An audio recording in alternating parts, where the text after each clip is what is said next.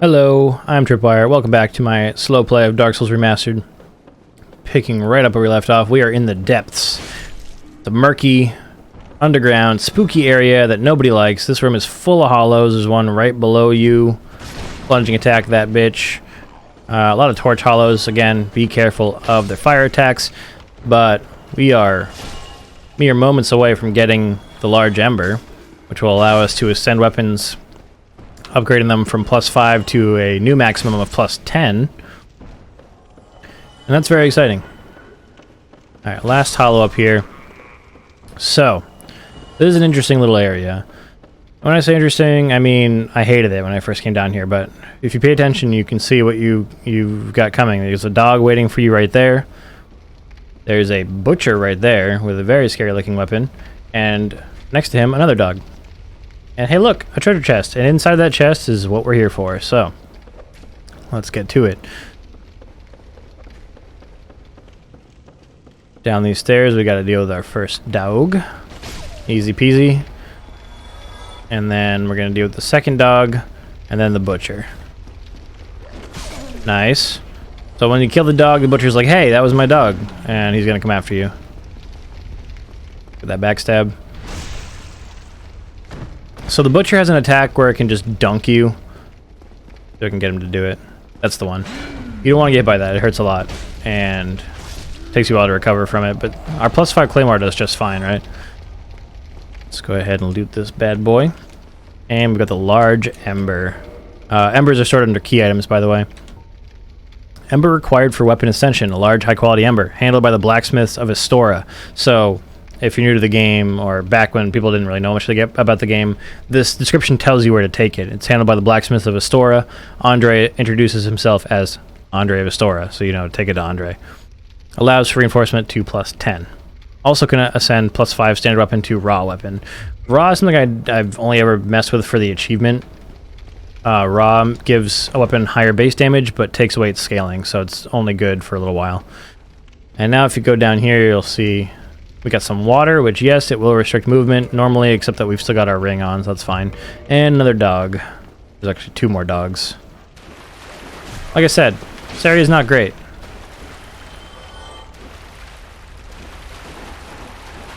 And in the corner over there, we've got a hollow. No big deal. So before I move on, I want to show you guys another instance of observation is key. So you can actually drop off of this level to get to where we just were. If I drop down here, this is the path that we are about to ascend to from the water. And that's where we're going to be going. But if you pay close attention, hey look, you might notice another butcher waiting to ambush you like an asshole. So what we're going to do is we're just going to be ready for him. Second hit staggered. Oh, the KO with 666 damage. And this one almost always drops the sack, which is what they're wearing on their heads. Sack. Blood-stained patchwork sack by the undead man-eating cook lurking in the depths. 2 eye holes have been haphazardly cut out. Unexpectedly soft and comfortable to wear, but it's probably near meaningless in terms of defense. So the way to progress is actually that way. But if you take a left instead, you'll come to a room full of barrels and... You. Here, over here. You must help me. Another man who needs our help because he's legitimately stuck in a barrel. You want to be careful because he's a friendly NPC. Instead of destroying the barrel with your weapon, just roll into it. This is Laurentius, the Pyromancer. He is going to be your connect at Firelink Shrine after you save him for upgrading your Pyromancer's Flame and learning new pyromancies. He's very cool. Don't kill him. Thank you. I would have been a supper without you. Been eaten alive. I shudder to think. Thank you. Thank you dearly. I am Laurentius, or the Great Swan. I will not forget my debt to you. So, he will also end up back at Firelink Shrine.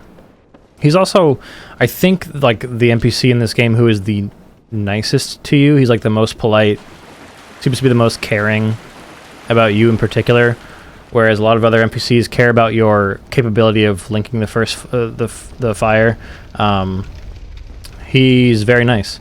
So if I went that way, it would take us further into the depths.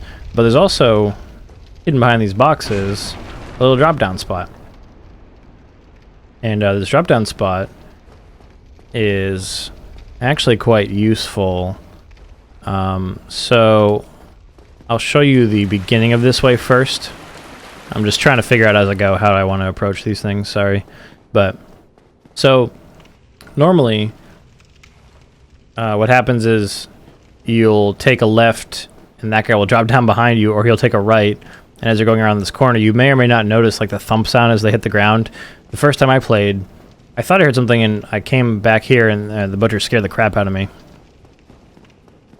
So here we have a door leading down further into the depths, and this room is a mean trick because there's an item right there, but if I try to pick it up, that slime thing will drop from the ceiling onto my head, and it'll try to eat my face, and it'll hurt me. So fire attacks are very good against slimes. However, I can't target it like so. So what we're going to do is we're going to trigger it and then move away. Okay, and the torch hollow from the hallway aggroed, and that's stupid. I cannot believe that guy aggroed, actually. So let's go ahead and fireball this asshole. There we go. Good damage. They're resistant to regular physical attacks. Just a soul item. Unbelievable that torch hollow aggroed. Another torch hollow, right? There's not another one. That one... That one aggroed from all the way over here. It's like here. That's stupid. So anyway, here's a hallway full of those slimes. And if you run down and you don't run very carefully, they'll drop onto your head, and it's gonna suck. So behind that torch hollow through that door is actually the bonfire to this area, which we do want. But I'm gonna show you the alternate route before we go there.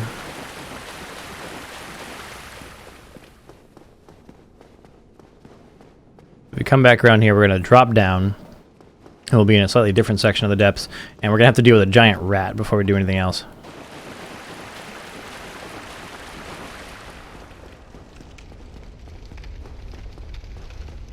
So you drop down here. Oh, we brought the butcher with us by accident. But you actually drop down into a pile of human remains.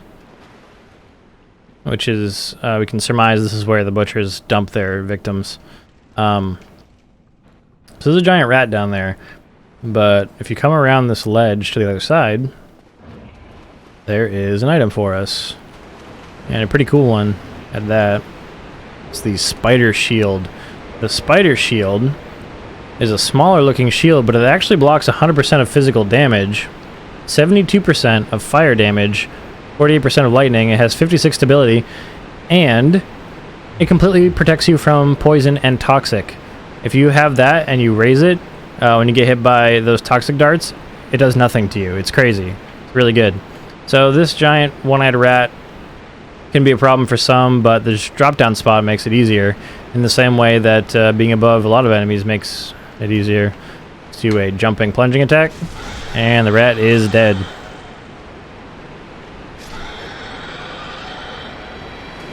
He's going to drop us humanity.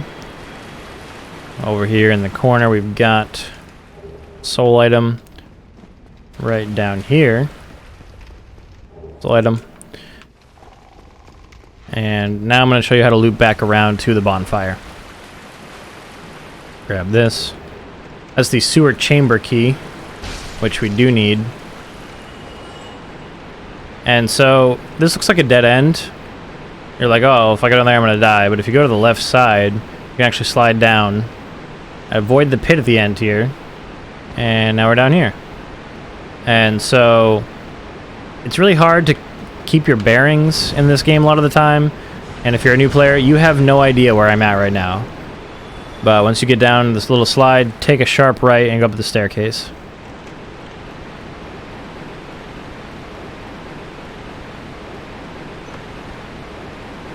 That door only opens from the side we came from, so if you come from this ladder, you can't get through there. And now up the stairs will take us into the end of this hallway. There's the torch hollow. I totally missed. There's all the slimes. And now we get access to the bonfire with the sewer chamber key. Beautiful. Beautiful sight. The bonfire. Let's go ahead and level up. Strength. Seems like a good choice. I'm very close to another level up though, so let's go ahead and do that.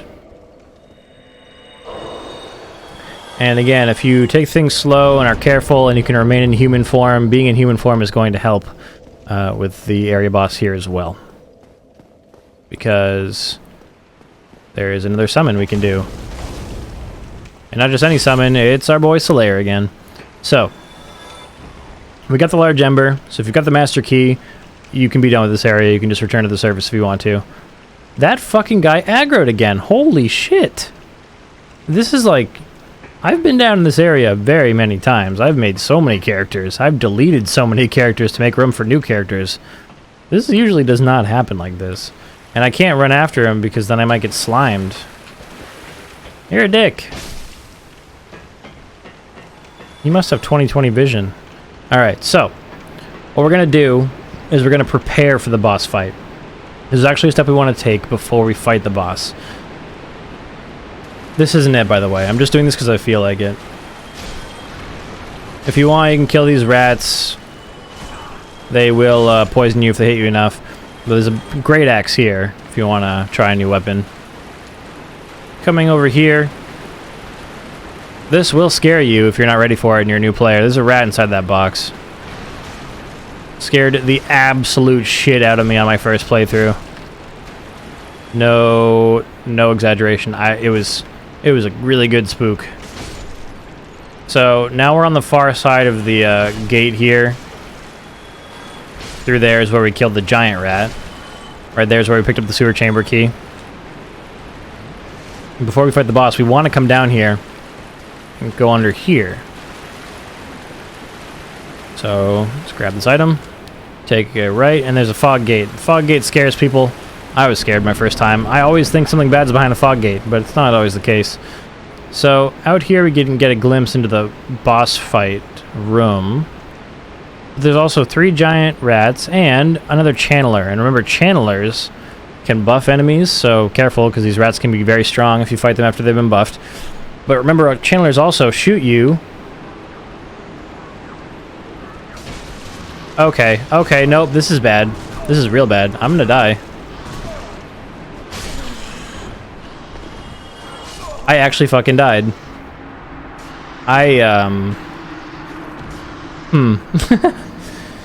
Is that my first death on this playthrough? I'm not sure.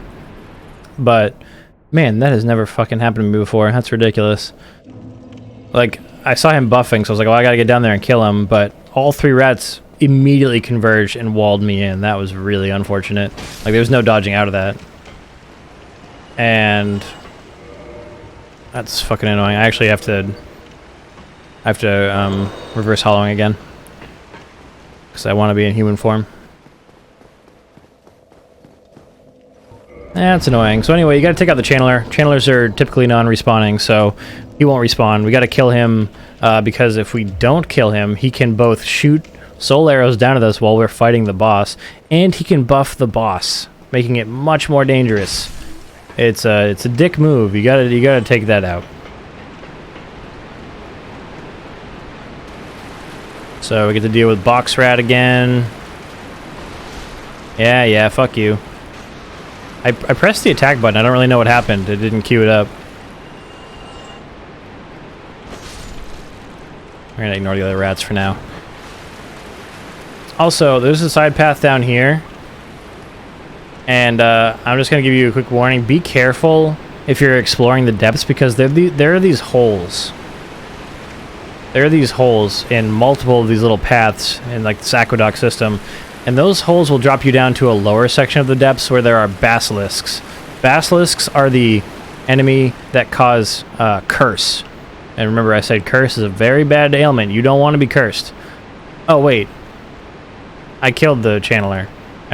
Oh, no, I didn't. Okay, I was gonna say, did I kill him? I did a lot of damage. I did not kill him.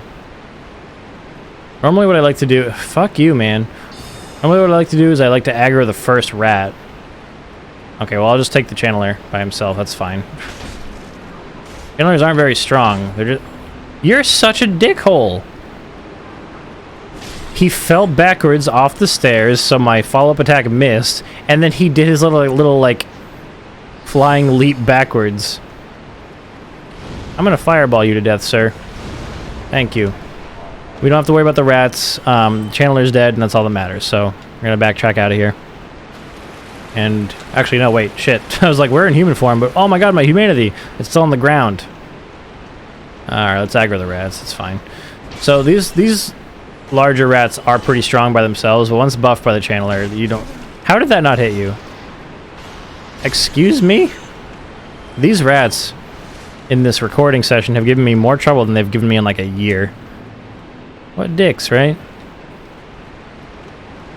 Yeah. What are you gonna do about it now? You're a ragdoll. So anyway, we're gonna backtrack out of here. The channeler is dead, so we can go and fight the boss without that shenaniganery. So we're gonna head back out this way, and we're gonna go down the ladder and back down that long staircase. You gotta destroy breakable things in video games, right? It's like a rule.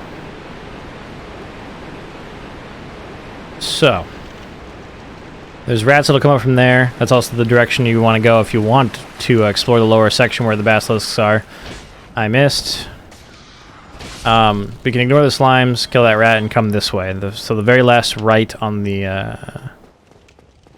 in this path. Also, so if you come through here, if you come here earlier, you will encounter that vendor that's now in Firelink that sells boss armor. He'll be here first. And here is actually the door to Blighttown. So without the master key, you have to kill the area boss and then come and unlock this door, and this drop will take you down into Upper Blighttown. We're not going to do that right now, but we are going to get the key.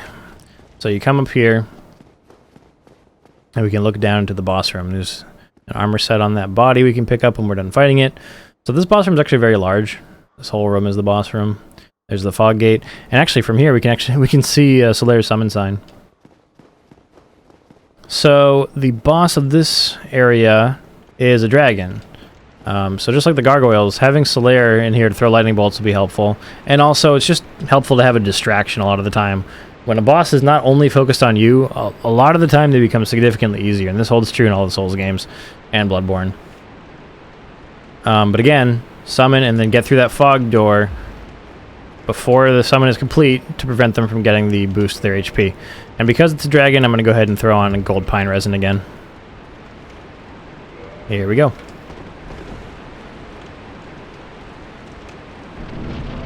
So this boss can be pretty dangerous with a couple of its attacks, but it's not so bad. It's called the Gaping Dragon, and you'll see why in a moment.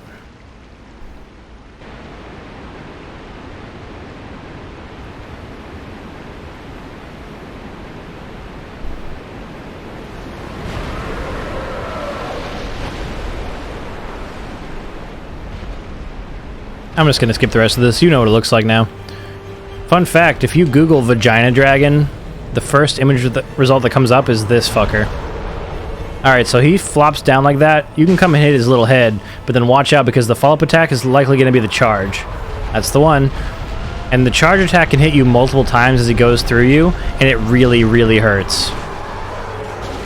However, we got his tail weapon. And now his tail swipe attack is pretty harmless because the tail doesn't actually hit you. So he's going to fly up. We're going to move out of the way. The Dragon King Great Axe is a crazy weapon. This one we just got from his tail. I don't think we're going to be able to use it anytime soon, but it's really cool. And again, some good damage on him. Oh, geez. Yeah, watch out for that. So, go ahead and grab this. So that said weapon at risk. So that goop attack just dunks the durability of one of your equipped pieces of gear. As you can see in the upper left, The piece of gear that got dunked was luckily not my weapon, but my Pyromancer's Flame. So I'll be able to finish out the fight just fine with the sword, but yeah, that goop breaks stuff. So the Gaping Dragon is pretty likely to focus on Solaire most of the time, but he's dead now. Man, Solaire barely even got hurt that fight. That was a good fight.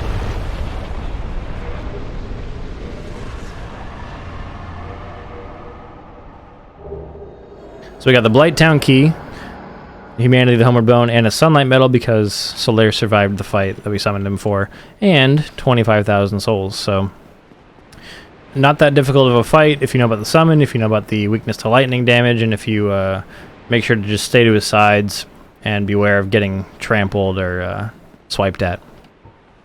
We're going to go ahead and Homeward Bone, and now we are truly done with this area. I don't feel like doing Upper Blighttown right now, so I'm going to come back to Upper Blighttown after I have the ability to warp.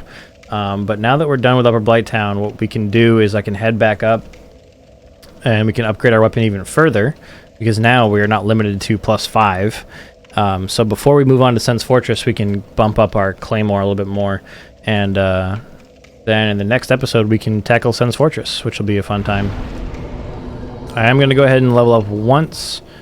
I'm going to hold on to... we'll level up twice, actually.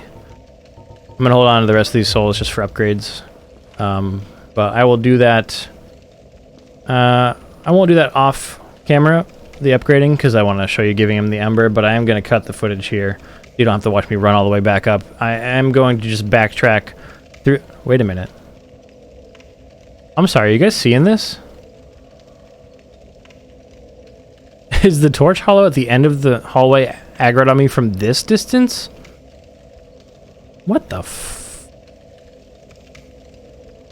Oh no, he just went back out in the side path. What? That was... The AI on that guy is just wonky as hell. Anyway, I'm just going to backtrack my way out of the depths and head back to the Firelink area and then head to Andre. So I'll see you guys when I get there.